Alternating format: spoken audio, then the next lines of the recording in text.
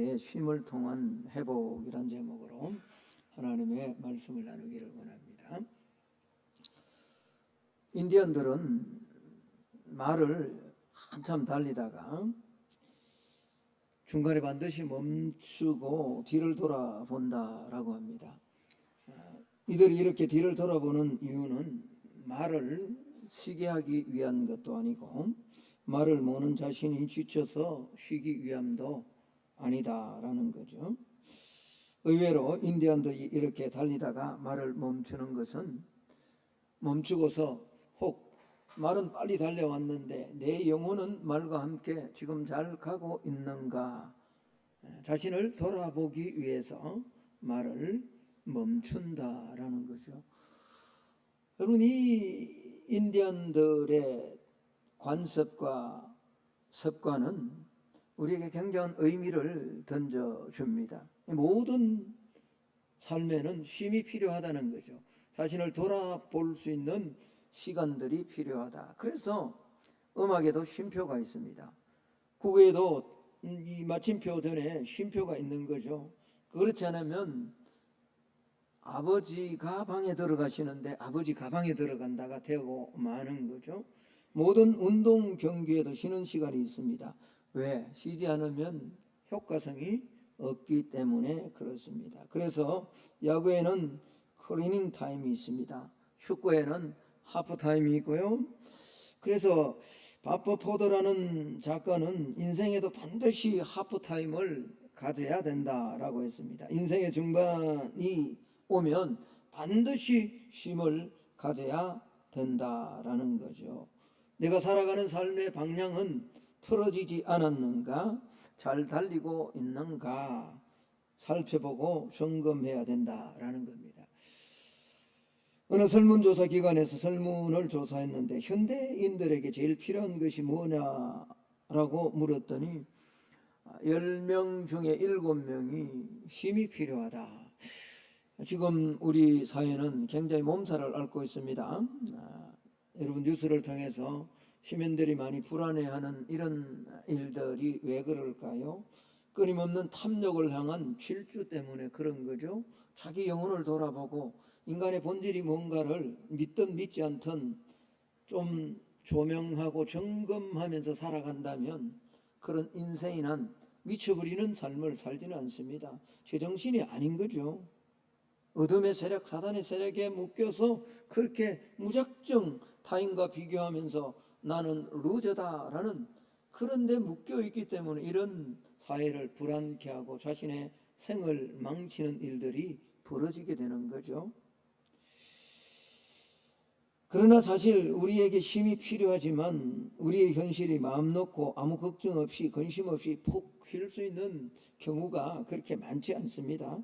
또 한 주일을 그렇게 쉬고 뭐 해외를 가든지 휴가를 가든지 그렇게 쉬고 돌아온다 할지라도 우리는 여전히 또 수고하고 무거운 짐을 쥐고서 바쁘게 살아가야 되는 것이 우리의 인생인지도 모릅니다. 그래서 시편에서 우리 인생에 대해서 이렇게 정의를 했습니다.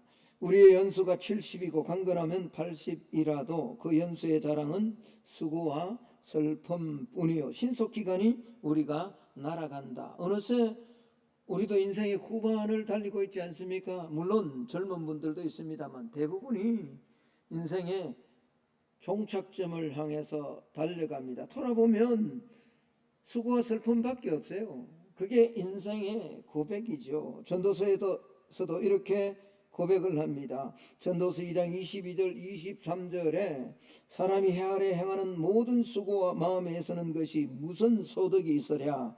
일평생에 근심하며 수고하는 것이 슬픔뿐이라.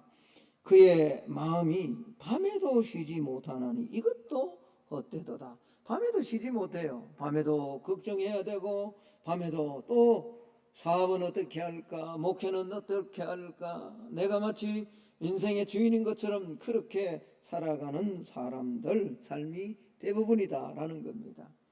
여러분, 그러기에 어쩌면 우리 모든 인생은 쉼이 필요한지 모릅니다. 러시아의 속담에 하나님께 기도하면서 동시에 해변으로 노를 저 가라 하나님께 기도하면서 동시에 해변으로 너를 저어가라라는 말은 인생을 힘있게 열심히 일을 하며 살라라는 말입니다. 그러나 그 앞부분에 있는 하나님께 기도하면서라는 말은 힘을 가지면서 그렇게 삶을 살아가야 될 것을 말씀하는 거죠.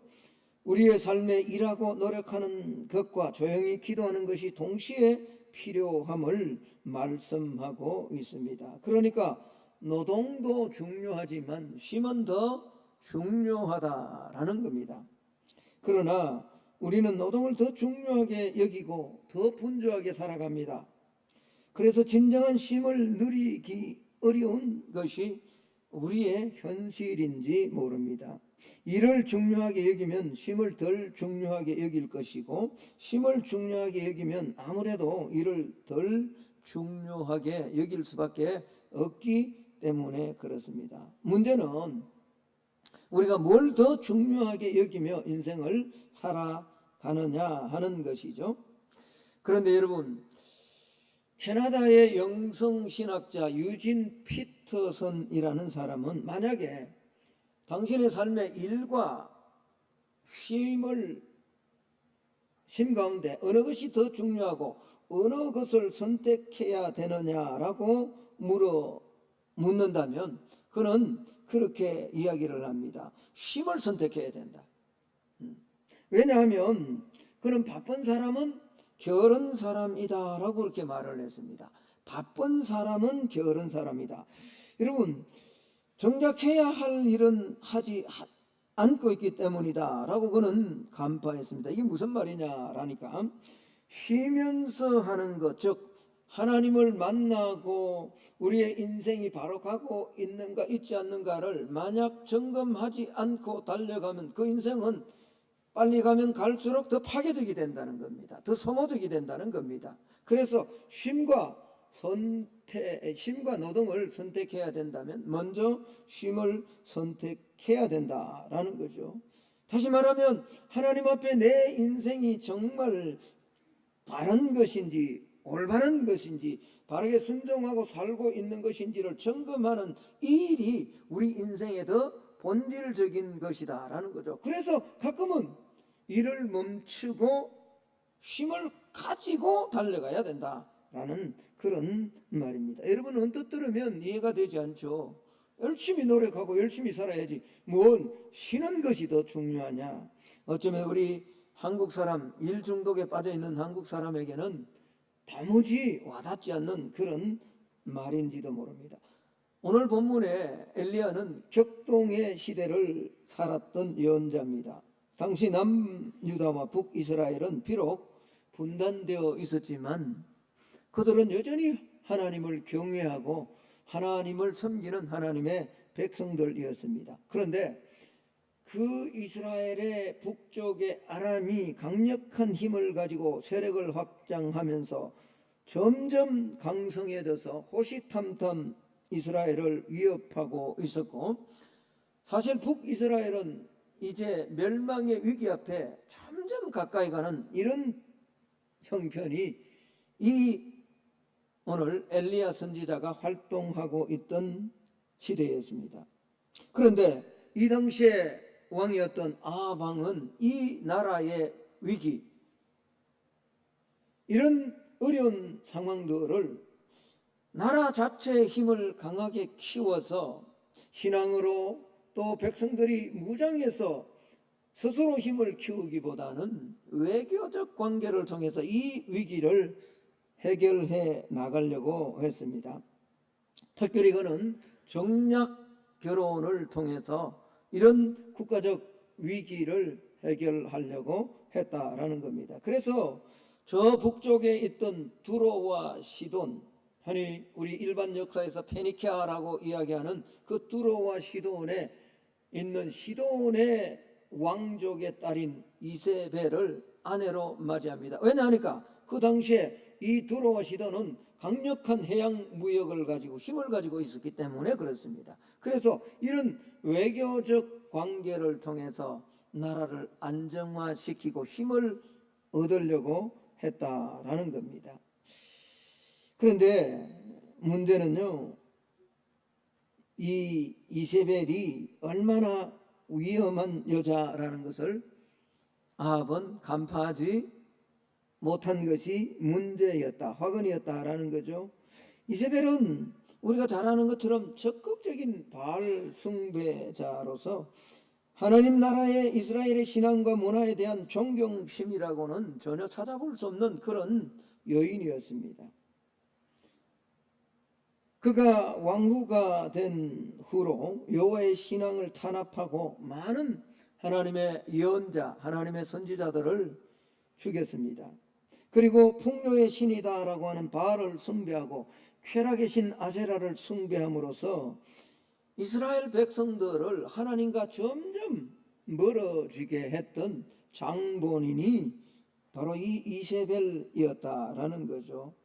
우리가 잘 아는 것처럼 당시 이 아합과 이세벨의 왕권 아래 왕족의 왕실 소속으로 생활하는 바알의 선지자가 400명이었고요. 아세라의 선지자가 450명이나 되었습니다. 그러니 그 이스라엘 전역에 여호와 하나님을 찾는 선지자들이 얼마나 적었겠냐고요. 얼마나 힘들었겠냐고요. 문제는 사실 아합 왕에게 있었습니다. 이 이스라엘의 7대 왕 아합은 조금 전에 말씀드렸던 것처럼 주변 나라들과 외교적인 화친과 당장 눈앞에 있는 경제적 이익에만 눈이 멀어서 이스라엘 백성들이 하나님으로부터 멀어지고 이스라엘의 주권과 이스라엘의 정신이 손상되는 것을 전혀 신경 쓰지 않았다라는 거죠. 그리고 점점 우상을 받아들이고 하나님 신앙을 멀리하는 데까지 이르고 말았다라는 겁니다. 자, 이런 상황 속에 보다 못한 엘리야가 떨쳐 일어납니다. 그는 아합과 이세벨의 왕가에 정식으로 그렇게 결투를 신청합니다. 누가 진정한 하나님인가? 그 400명과 450명 바알과 아세라를 섬기는 그런 그들이 섬기는 신이 진짜 하나님인지, 아니면 여호와 하나님, 보이지 않지만 지금까지 이스라엘을 지키시고 인도하신 그 보이지 않는 여호와 하나님이 진짜 신인지 우리가 한번 결투를 하자는 거죠. 사실 이때 대세는 기울어졌습니다. 무려 850명의 이방 선지자들이 이세벨이 양성하고 있었습니다. 여호와의 선지자는 다 죽거나 뿔뿔이 흩어졌습니다. 오죽했으면 엘리야 선지자가 하나님 앞에 엎드려서 나 외에는 아무도 하나님을 따르는 사람이 없다라고, 물론 하나님께서 그렇게 말씀하셨죠. 그렇지 않다. 바알에게 무릎 꿇지 않는 사람 7,000명이 여전히 남아있다. 그러나 실제적으로 용기 있게 나서서 이 하나님 여호와 신앙을 아합과 이세벨에게 바알과 아세라 선지자들을 향해서 선포하는 하나님의 선지자들은 뿔뿔이 흩어져 버렸고, 거의 극소수의 선지자들만이 그렇게 신앙을 지켜나가던 이런 때입니다. 이런 때 엘리야는 죽으면 죽을 것이다 순교적 각오를 가지고 아합 왕가와 신앙의 진정성의 문제를 놓고 대결했다라는 거죠. 여러분, 이 대결은 우리가 열왕기상 18장에서 잘 알고 있습니다. 그 결과는 놀랍게도 850대 1의 말도 안 되는 일방적인 대결이었지만 전능하신 하나님께서 불로 응답하심으로 하나님께서 참 신이고 바알과 아세라는 가짜 신에 불과하다는 것을 그대로 보여주셨습니다. 그러나 하나님이 살아계시고 바알 숭배자들은 다 헛되다는 것이 밝혀졌음에도 불구하고 고집센 못된 아합과 이세벨은 조금도 바뀌지 않았다는데 문제가 있는 거죠. 오히려 왕을 괴롭히고 이 바알과 아세라 선지자를 칼로 죽였다는 이야기를 들었던 이세벨은 아합을 향해 경고의 메시지를 날립니다. 자, 1절 2절 말씀을 한번 보겠습니다. 1절 2절의 말씀입니다. 아합이 엘리야가 행한 모든 일과 그가 어떻게 모든 선지자를 칼로 죽였는지를 이세벨에게 말하니 이세벨이 사신을 엘리야에게 보내어 이르되 내가 내일 이맘때 반드시 내 생명을 저 사람들 중 한 사람의 생명과 같게 하리라.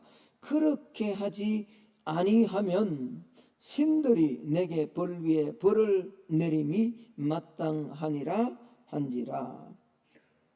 여러분, 엘리야는 최선을 다했습니다. 그 결과 큰 승리를 거두었습니다. 그러나 이스라엘의 우상 숭배는 사라지지 않았습니다. 오히려 이 못된 아합은, 그리고 이세벨은 엘리야 선지자를 향하여 경고의 메시지. 여러분, 이때 엘리야 선지자는 번아웃이 된지 모릅니다. 탈진해 버렸는지 모릅니다. 그래서 그는 자기 생명을 위해서 도망했습니다. 자, 3절을 한번 볼까요? 이렇게 기록합니다. 그가 뭘 보고요? 이 뭘 보고? 형편을 보고. 이 형편이 뭐죠? 그는 승리했습니다. 바알 선지자들 칼로 다 기송강에 죽였습니다. 그런데 여전히 뭐죠? 이세벨은 왕의 군사력을 가지고 내일 이맘때까지 너를 죽이지 않으면, 자신을 죽이지 아니하면 신들이 내게 벌 위에 벌을 내릴 것이다. 이 말은 내가 반드시 너를 어떤 수단과 방법을 동원해서라도 너를 죽이고 말겠다는 위협이죠. 그런 이런 형편을 보고서 일어나 자기의 생명을 위하여 도망하여 유다에 속한 브엘세바에 이르렀다. 갈멜산에서 브엘세바까지는요, 이스라엘의 지명을 우리가 이야기할 때 단에서부터 어디라고 이야기하죠? 브엘세바라고 이야기합니다. 가장 남방의, 가장 남쪽의 광야 네겝 지역의 마지막 부분이 브엘세바입니다. 1년에 비가 고작 200mm가 올까 말까 하는 그런 아주 사막 지역이 브에르셈, 맹세 우물이라고 하는 이 지역까지 엘리야는 도망을 간 거죠. 그리고 그곳에서 함께 가던 사원을 두고 자기는 하룻길을 더 광야길로 갔습니다. 그리고 가다가 너무 지쳐서 로뎀 나무 아래서 앉았다가 누워 잠이 드는 거죠. 여러분, 이 로뎀 나무라는 것은 사실 실만한 그런 나무가 아닙니다. 로뎀이라는 말 자체가 시궁창이라는 뜻인데 그냥 가시나무처럼 햇빛을 가릴 수 있는 그런 곳이 아닙니다. 그러나 광야에서 자라는 나무이기에 그나마 햇빛을 피할 수 있는 곳이기 때문에 그곳에 앉아서 누워서 쉼을 가졌던 거죠. 그런데 그 로뎀 나무가 바로 쉼의 자리고 하나님을 만나는 회복의 자리였다라는 겁니다. 자, 5절을 한번 보겠습니다. 로뎀나무 아래 누워 자더니 천사가 그를 어루만지며 그에게 이르되 일어나서 먹으라 하는지라. 그가 피해서 도망가다가 햇빛을 피하고 생명을 유지하기 위해서 잠시 앉았다 누웠던 어쩔 수 없이 앉았던 그 로뎀 나무 아래가 뭐죠? 바로 쉼의 자리였고 회복의 자리였다. 누구를 만났다고요? 천사를 만난 거죠. 7절을 한번 볼까요? 여호와의 천사가 또다시 와서 어루만지며 이르되 일어나 먹으라. 내가 갈 길을 다 가지 못할까 하노라 하는지라. 엘리야는 이 로뎀 나무 아래 힘을 가진 이후로 힘을 얻어서 40주 40날을 가서 민족개혁의 사명, 끝까지 바알과 싸우고 아세라와 싸우고, 그리고 그의 후계자 엘리사에게 사명을 연결하는 바톤을 이어주는 이 일을 끝까지 감당할 수 있다라는 겁니다. 그렇습니다. 여러분, 우리 성도에게도 사역자에게도 모든 사람에게는 쉼이 필요하다라는 겁니다. 특별히 극심한 스트레스 속에 살아가는 우리 현대인들에게는 반드시 온전한 쉼이 필요하다. 한번 따라합시다. 사람이라면 쉼이 필요합니다.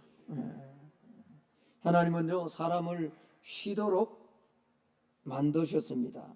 로뎀나무 아래는 바로 엘리야가 극심한 영적 전쟁에서 잠시 물러나 쉼을 얻은 곳입니다. 여러분, 직장인들 놀러 다닌 것 아니잖아요. 힘들 때가 참 많습니다. 저도 3년 정도 직장 생활을 해봤기 때문에, 일반 직장 생활을 해봤기 때문에 이 직장 생활이 얼마나 힘든가를 압니다. 그래서 제가 뭐 직장에서 누가 술을 마신다, 누가 담배를 피운다, 그거 내가 용납은 안 되지만 이해는 합니다. 얼마나 힘들면. 내가 용납하는 것 아니에요. 절대로 용납은 아니에요. 그러나 이해는 합니다. 힘듭니다. 때려치우고 싶을 때가 한두 번이 아닙니다. 근데 집에 누가 있어요? 토끼 같은 자식들이 있고 여우 같은 마누라가 있는데 어떻게 때려치냐고. 직장에 놀러 가는 것 아닙니다. 얼마나 힘든지 모릅니다. 그러면 가정에서 일하는 가정주부는 쉽습니까? 아닙니다. 해도 끝이 없는 게 주부 일이라며요. 그렇잖아요. 여러분, 공부하는 학생도 마찬가지입니다. 이제 고3 뭐 이 여름이 지나가면 또 수능 시험 앞둔데 고3 아무리 바빠도 고3도 쉬어야 됩니다. 물론요, 너무 많이 쉬어서 페이스를 잃어버리면 안 되지만요, 반드시 쉼이 필요한 겁니다. 목회자도 선교사도 봉사자들도 전도자들도 반드시 쉼이 필요합니다. 여러분, 우리 교회는 뭐 일주일 목회자들 휴가를 보내는데 주일날은 또다시 돌아오는데 내년부터는 좀 바꾸려고 합니다. 이 주변에 제가 이렇게 목회자들을 만나면서 대부분의 목회자들이 쉼을 가지는데 주일을 낀 그런 화요일부터 그 다음 화요일까지 이렇게 한 주간을 쉬더라고. 왜 그러냐 그러니까 다른 곳에 가서 내려놓고 다른 곳에 가서 내가 예배대로 한번 예배를 드려본다는 겁니다. 그리고 그 교회 형편, 그 예배가 끝난 다음에 예배를 드린 후에 그 교회 상황과 형편들을 탐방하고 돌아온다는, 담임 목사에도 그게 필요한 것 같아요. 저는 그래도 내가 해야지라고 했는데 꼭 필요한 것 같아요. 엘리야는 쉬어야 했습니다. 쉬지 못하고 죽음의 위협을 받으며 도망 다니던 그는 절망에 빠져서 하나님 앞에 차라리 죽여달라라고 그렇게 외칠 수밖에 없는 거죠. 쉬지 않으면 사역을 하든 뭘 하든 이런 일들이 발생한다는 겁니다. 4절을 한번 볼까요? 우리 같이 한번 읽어보겠습니다. 4절입니다. 시작. 자기 자신은 광야로 들어가 하루길쯤 가서 한 로뎀나무 아래에 앉아서 자기가 죽기를 원하여 이르되 여호와여 넉넉하오니 지금 내 생명을 거두시옵소서. 나는 내 조상들보다 낫지 못하나이다 하고. 여러분, 내 조상들보다 낫지 못하다는 말이 무슨 말입니까? 자기 조상들은 지금 어디에 있다고요? 죽은 거죠. 차라리 내가 죽는 것보다 더 못하다, 그렇게 엘리야 선지자가 외쳤다라는 겁니다. 그래서 쉼은 필요한 것 같아요. 오늘 주일 오후 예배 후에 구역장 권찰에 간담회가 있는데 8월 한 달은 구역 예배도 좀 쉬려고 합니다. 오후 예배도 좀 진짜 가정 예배를 좀 드리려고. 이게 좀 필요한 것 같아요. 곰곰이 생각해 보니까 하나님의 일이지만 하나님 앞에서 쉴 때는 쉼이 필요하다라는 겁니다. 우리의 삶에 열매가 있든 없든, 목사님 교회 부흥도 안 되는데 뭐 쉬어야 되나? 여러분, 그렇지 않아요. 열심히 사업에도 실패할 수 있고요, 자식들을 위해서 열심히 그렇게 뒷바라지 했는데 자식들이 아무런 그런 사회에 영향력 있는 그런 삶을 살지 못하는 그런 결과를 얻을 수 있습니다. 여러분, 우리 사회는요, 잘하고 1등하는 사람들에는 보상하고 칭찬하지만 못하는 사람은 은근히 무시하는 경우가 참 많습니다. 그러나 공부 1등하는 학생만 힘든 게 아닙니다. 아시죠 여러분? 여러분 1등 해본 적이 별 경험이 없잖아요. 1등 하는 사람도 힘들지만요, 중간이나 끝에서 따라가는 학생은 더 힘듭니다. 중간이나 따라가는 학생도 쉬어야죠. 목사님 우리 교회가 쉼이 필요한, 아니에요. 제가 보니까 이거 잘못된 생각이, 쉼이 필요한 거예요. 그런데 여러분, 우리가 쉴 때 쉼은 반드시 회복을 전제로 해야 된다. 진정한 쉼은요, 회복을 의미한다라는 겁니다.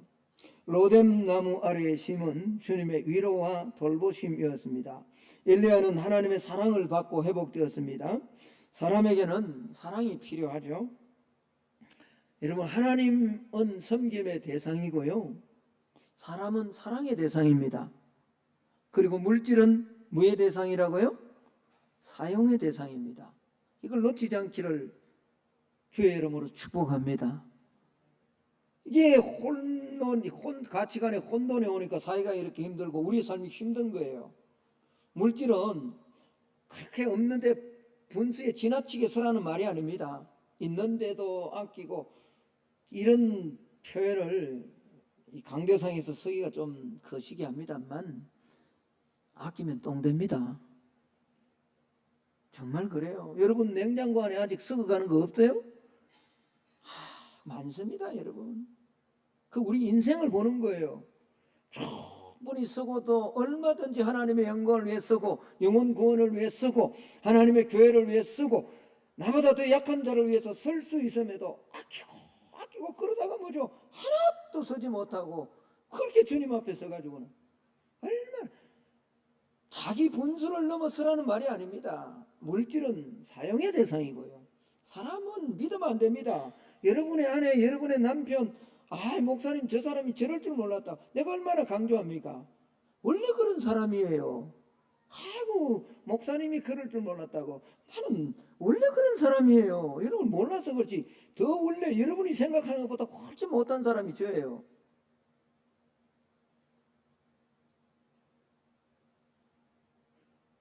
내 남편이 그럴 줄 몰랐다. 왜 사람을 믿냐고요? 사람은 믿음의 대상이 아니에요. 사람은 사랑의 대상이라 그랬잖아요. 그까지 다 배반을 하고 약속했던 것 어기고, 그래도 그까지 주님이 사랑한 것처럼 사랑의 대상이죠. 아직 믿음의 대상은 주님밖에 없습니다. 그래서 사람에게는 사랑이 필요한 거예요. 그런데 이 사랑은 구체적이고 세심해야 됩니다. 디테일해야 됩니다. 하나님의 사랑도 구체적이고 세심한 거죠. 여러분, 우리가 심을 가질 때요, 어떤 사람에게는 조용히, 어떤 사람에게는 만져주심으로, 어떤 사람에게는 마음의 소리로, 어떤 사람에게는 냄새로, 어떤 사람에게는 구체적인 터치로, 어떤 사람에게는 강력한 스트로크, 때리는 것을 통해서, 그렇게 하나님은 우리에게 사랑을 베풀어 주시고 위로로 체험할 수 있게 해주신다라는 겁니다. 오늘 엘리야가 로뎀 나무 아래서 이런 경험을 하고 있지 않습니까? 그가 누워 있을 때 천사가 그를 어루만지면서 일어나 먹으라 라고, 그렇게, 야, 너 왜 그렇게 낙심해서 그곳에 가느냐, 이곳에 왔느냐, 이렇게 말하지 않습니다. 지금 피곤하니까 엘리야에게 필요한 것, 일어나 좀 먹어라, 먹어야 된다. 여러분, 신앙생활의 능력은요, 하나님으로부터 구체적인 사랑을 받고 있느냐 없느냐에 달려 있습니다. 저는 우리 성만의 성도들이 조그마한 기도를 통해서 하나님을 매일같이 알아가고 이 하나님의 사랑을 구체적으로 체험하는 그런 은혜가 있기를 예수님 이름으로 축복합니다.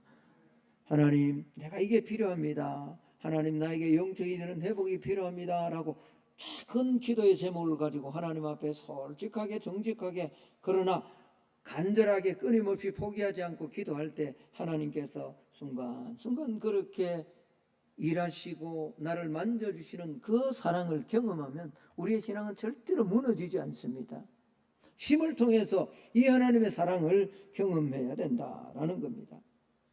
엘리야는요, 천사와 함께 먹고 마셨습니다.